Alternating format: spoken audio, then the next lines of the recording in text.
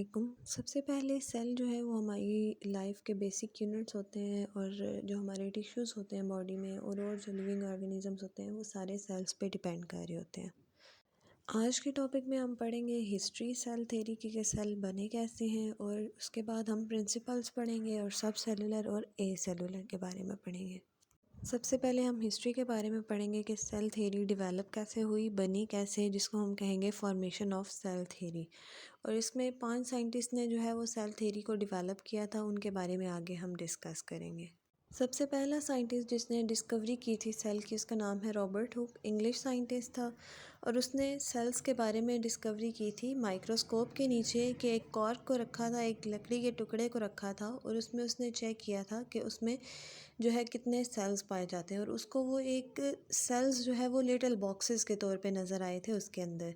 Second जिसने discover किए थे एंटन वॉन लीवनहुक और ये एक डच ट्रेडर है। इसने माइक्रोस्कोप भी जनरेट की थी और इसने भी सेल्स के बारे में डिस्कवर किया था 1673 में कि इसने माइक्रोस्कोप के नीचे देखा था कि पॉन्ड के अंदर किसी वाटर के अंदर जो है वो कितने जो लिविंग ऑर्गेनिजम्स हैं कितने सेल्स पाए जाते हैं और इसने उनको नाम दिया था एनिमलकुलस।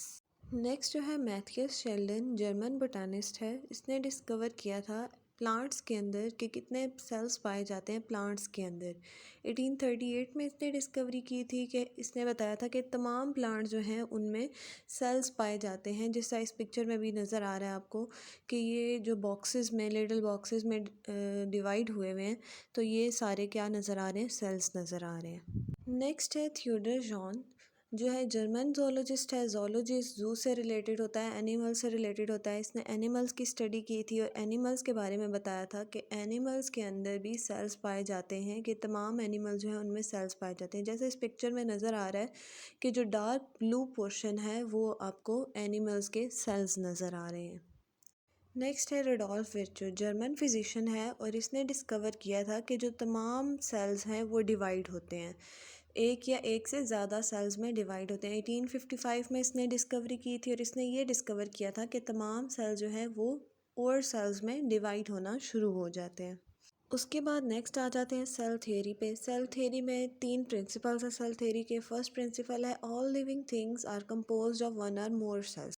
इसका मतलब ये है कि जो सारी लिविंग थिंग्स हैं, प्लांट्स हैं, एनिमल्स हैं, ह्यूमन बींग्स हैं, वो सारे के सारे सेल्स से बने हुए हैं, उन सब में सेल्स पाए जाते हैं। Second one is cell are the basic unit of structure and function. इसका मतलब क्या हुआ कि जो स्ट्रक्चर होता है, लेट्स सपोज अगर हम ह्यूमंस की बात करते हैं तो ह्यूमंस की बॉडी का जो स्ट्रक्चर होता है और जो ह्यूमन की बॉडी की फंक्शनिंग होती है वो सारी के सारी सेल्स पे बेस कर रही होती है। सेल्स के अकॉर्डिंग जो हमारी फंक्शनिंग हो रही होती है बॉडी की, वो सेल्स के अकॉर्डिंग हो रही होती है। Now the third point is cell comes only from the reproduction of existing cells। मतलब ये हुआ कि अगर कोई सेल्स किसी भी बॉडी में पाए जाते हैं तो उसी से न्यू सेल जनरेट होगा। ऑटोमेटिकली न्यू सेल जनरेट नहीं हो सकता जब तक कि कोई ना कोई सेल किसी बॉडी में पाया ना जाए। जैसे किसी भी बॉडी में कोई एक सिंगल सेल होता है तो वो नेक्स्ट आगे डिवीजन करके मोर सेल्स में डिवाइड हो जाता है।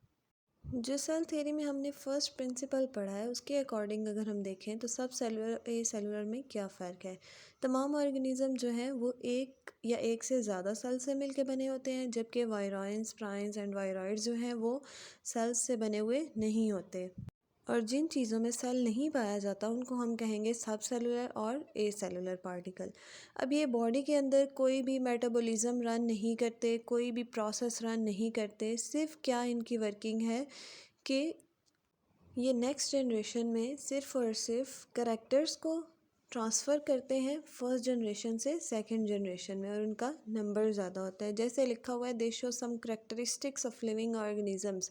मतलब क्या हुआ कि एक ऑर्गेनिज़म की करेक्टरिस्टिक किसी दूसरे ऑर्गेनिज़म में पाई जाती हैं, तो ये किस में होगा, सब सेलुलर और ए सेलुलर। इन दोनों में डिफरेंस क्या है सब सेलुलर ए सेलुलर में।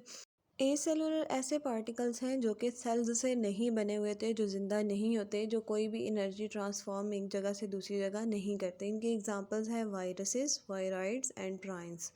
उसके बाद सब सेलुलर है जो कि सेल के अंदर पाए जाते हैं। सब का मतलब यही होता है कि एक चीज़ किसी दूसरी चीज़ के अंदर पाई जाती है। साइज़ में ये स्मॉलर होते हैं ऑर्डिनरी सेल से, क्योंकि जो ऑर्डिनरी नॉर्मल सेल हैं वो बड़े होंगे, ये उनके अंदर पाए जाते हैं, दैट्स वाई इनका साइज़ भी स्मॉलर होता है। इसकी एग्जांपल्स में हैं centrioles and kinetochores. Thank you.